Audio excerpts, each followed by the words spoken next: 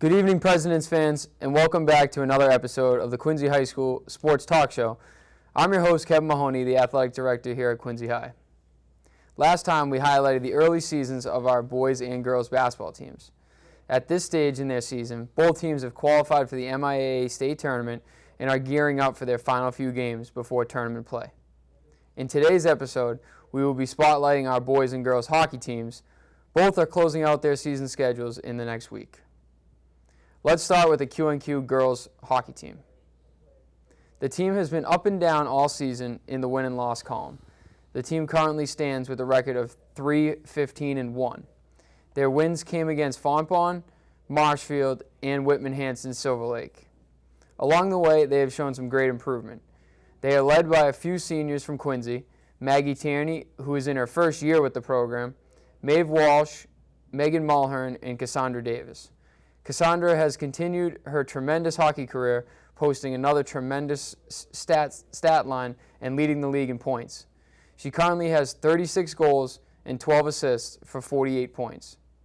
She was just recently named a Patriot League All-Star. The girls wrap up their season next Wednesday at Weymouth. Now let's transition to the boys' side and hear what Coach Ted Walsh has to say about how their season has been thus far. Hi, I'm here with the head coach of the boys hockey team, Mr. Walsh, and today we're going to be talking about the boys season. So you guys are 12-4-2. You guys have beaten North twice. How was that as a head coach? Well, like I said to you earlier, it always puts a smile on my face. We tend to do well against them. The boys are always up for it. We all know what kind of game it is. It's a rivalry game, and to be quite honest, our guys outwork them in the off season, and that's really where the work is done. I know we all woke up with big smiles on our face Sunday morning. And you guys just recently made tournament. How was that? Well, it's the earliest we've ever qualified, so we were proud of that. And to be quite honest, it might have been a curse. We took a step back a couple games. I think we were a little happy with ourselves, but we kind of refocused, and now we're playing really good hockey again. Yeah, and a lot of success for the team has been credited to the senior leadership. How they've influenced the team?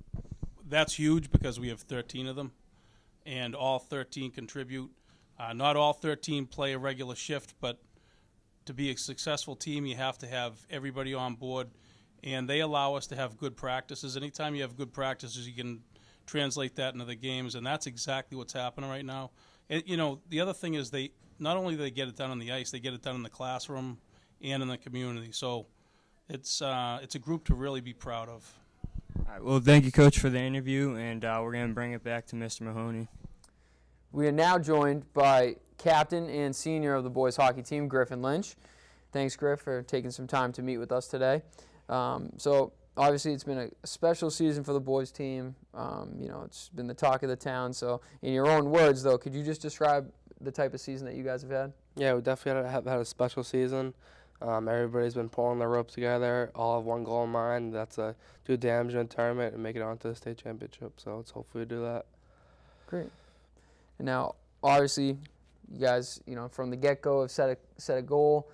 Along the way, you've achieved some of those goals, but the end goal is to, as you said, compete for a state championship. So what needs to be done in order to reach that goal?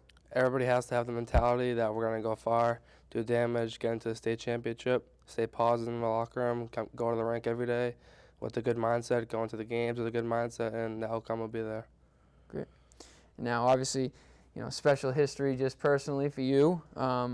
You were the first defenseman in the program history to reach the 100-point mark and make history. So, how'd that feel? Yeah, it definitely felt good to do it with my teammates out on the ice. They wouldn't have happened without them and the great support of my family and my coaches. So it was a great honor. Great. And now, finally, 2 victories against North Quincy in your senior season. You've been pretty successful your whole 4 years against them. So, how did that feel to defeat them? Yeah, so my high school career, I'm 7-1 against North. But this year was extra special because they've had a great year this year. They've qualified for the tournament, so each game was a battle against them. So we were lucky to come out with the 2 Ws. Awesome, Griff. Thank you. Thanks again for sitting and talking with us, and best of luck in the tournament. We'll all be cheering you guys on. Thank you. And thank you all for tuning in for another episode of our talk show. We'll be sure to follow our hockey team and our 2 basketball teams in the MIA State Tournament, which will happen in a few weeks. And tune in next time for more Quincy High sports highlights and interviews.